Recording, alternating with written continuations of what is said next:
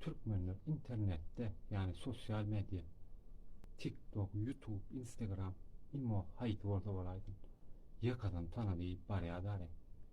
Burada cigan orada artık orada da var olur. Dünya arayışını din edip aklını ulanayın o seminini.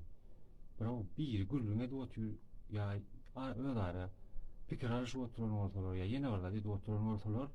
Aşağıdan gelen olup hiç daha düşünmeyen, rahat etmeyen vatanın önü deyip sen kime ne diyor oturdun o yepyeni oturanlar düşündür. Olana o aşağıdan acıyana köyüp ay eyle böyle deyip vatan ne diyen ama kurban oluyor serdar diye. Bura o vatan milletin öldü o. Şunu bilen onu gayret edip. Vatan, devlet, millettir. Milletin gider şu Türkmenistan devleti yurttu ara. Türkmen halkı olmasa prezident olup bilen o. Kime prezident olacak? Türkmen halkına prezident olan için, Türkmen halkı bolan için prezident ol.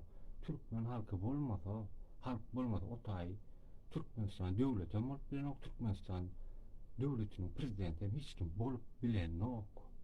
Türkmen çay diyen şunu. Bir rahat vara kelleğine sokun. Gayret edin de.